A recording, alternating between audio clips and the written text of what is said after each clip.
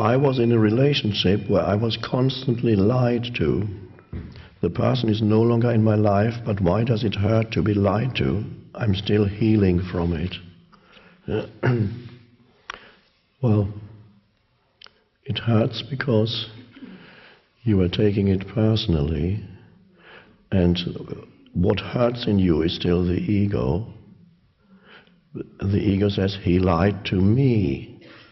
He lied to me. It doesn't realize that he acted according to his level of consciousness. And right now, although you're no longer in a relationship with him, he's probably lying to somebody else. So you were not singled out by him and said, I'm going to lie to her.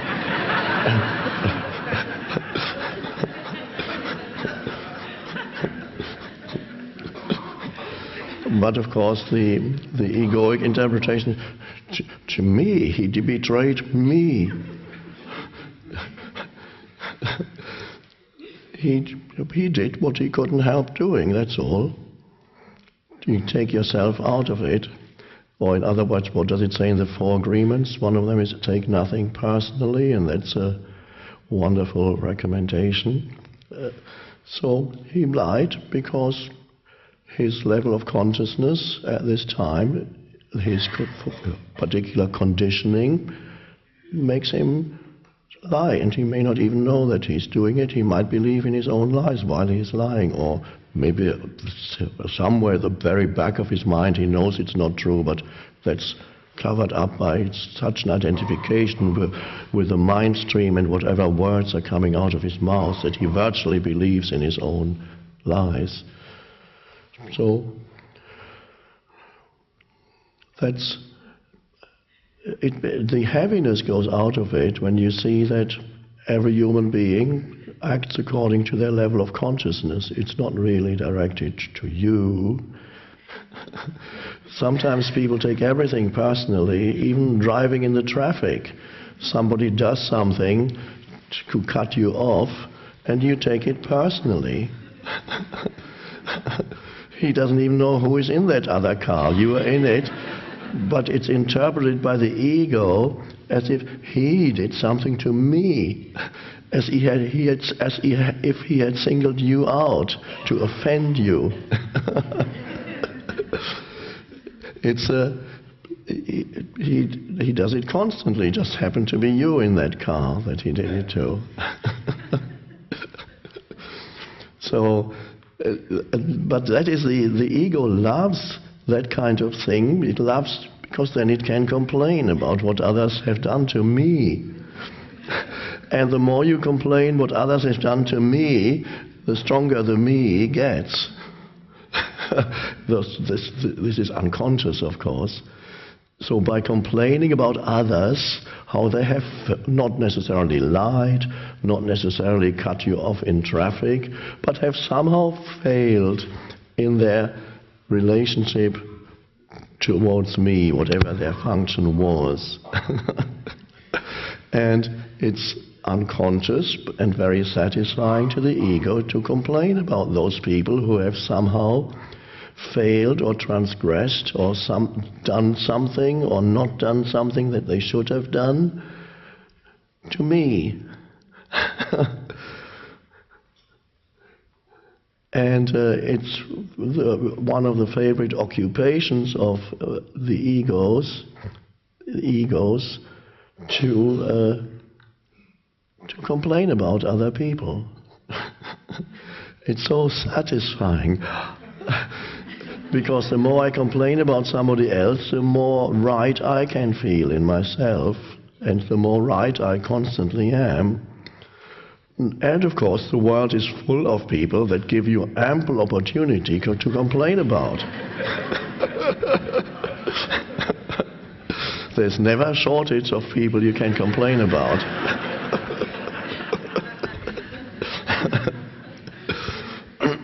And life does that, not to annoy you, but to make you more conscious. So all these people who don't live up to your expectations, that they should do exactly what is right and exactly do what needs to be, exactly how they should be, it seems my expectations. All these people, have they been put there by some malignant demon to make your life miserable? Is that how that's what some people they believed? Some of the Gnostics, the early Christians, they had some wonderful insights too. But one of their beliefs was that this world was created by some demon, and therefore it was our job to escape from it. This is not a totally correct perception, but I can see why they thought that.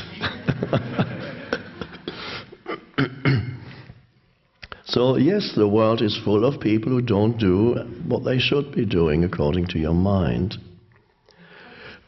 But so you have to catch yourself, if it still happens to one or two of you, when you complain about others, whatever it is, even simple things, somebody not turning up on time, and And if you can step out of the complaining pattern, that unfortunately to the ego seems as if you were starving it, and unfortunately that's what it is. The ego will begin to feel, I'm shrinking. If I'm not complaining, there's less of the me. I can't blow myself up if I'm not complaining, because when you complain, you get bigger. And the louder and the more emotional the complaint is, the bigger you get, like a balloon. And then anger might be added to the complaint. So I'm fed up with these people. Who do they think they are?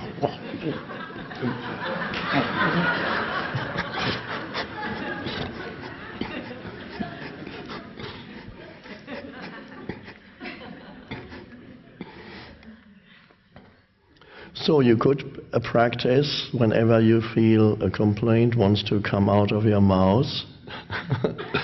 You could practice relinquishing that and see what it feels like. At first it will feel as if something were missing in your life.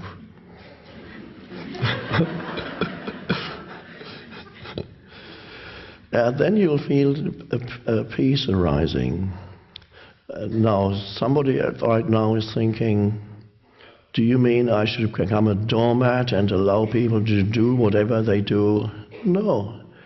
You can still, whatever information you need to convey to somebody can still be conveyed, if that's the right thing to do, without complaining. You can take action without complaining. If you have a handy person you're calling somebody to repair something in your house, he doesn't turn up, and then you call him again and says, yes, I'm coming at 3, he doesn't turn up. At some point you'd have to say, okay, I'll have to choose somebody else. And then you can call him and say, you didn't turn up 2 or 3 times, so I've decided to go with somebody else. Thanks for listening.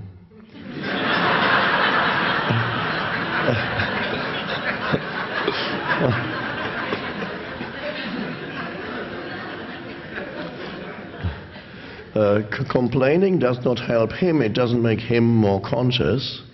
It only strengthens your identification with the false self. That's all the benefit that it has. So you can take action, you can also inform somebody of this or that without complaining about them. Another thing that happens when you complain is you create pseudo-identities in your mind for who these people are that you complain about, because when you complain, the complaint becomes in your mind who that person is. So who that person truly is becomes virtually completely obliterated by the mental complaint that you have about him or her. So you lose complete contact with that other human being, and the other human being becomes totally other, so you don't even realize that you share a common essence, oneness, kindness. Let's not even talk about kindness, it disappeared long ago. So that mental formation complaint obliterates the rest of the person very quickly, very easily. And that's another way in which space is lost, inner space. One of the patterns of the mind. And yes, so be grateful to all these people who are so, according to the judgmental mind, so lacking in this, that, or obnoxious, because they make you more conscious. That's part of the limitations that you encounter. Think of the Sufi master and his self-chosen training. Now imagine this same person saying, what he did to me, he just said, I would become his slave. He didn't even pay anything to buy me. He just took me, and now look how the way he is treating me. I have to be his slave. This is a miserable existence. This person has no conscience whatsoever.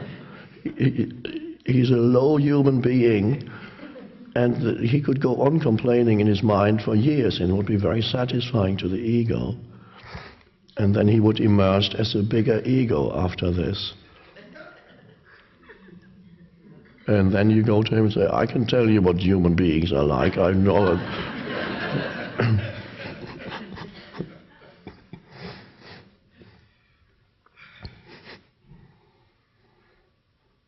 So as a spiritual practice, then, I recommend not complaining, which doesn't mean you can't take action. We know that, no? But not complaining. And it starts with not complaining out aloud, and even if you stop yourself saying something, in the mind it may still be happening. But so then you have to get in there with your attention and see whether there's any purpose in thinking complaining thoughts in your head. So even after you have able not to speak them out aloud, still be watchful to see whether your mind is still complaining, and although you're not saying it, you're still thinking it. And once you look at the thought, you realize that it doesn't make your life more pleasant or joyful, that kind of thought, not really. And you can live without it, and it actually life feels much better without it, lighter, clearer. So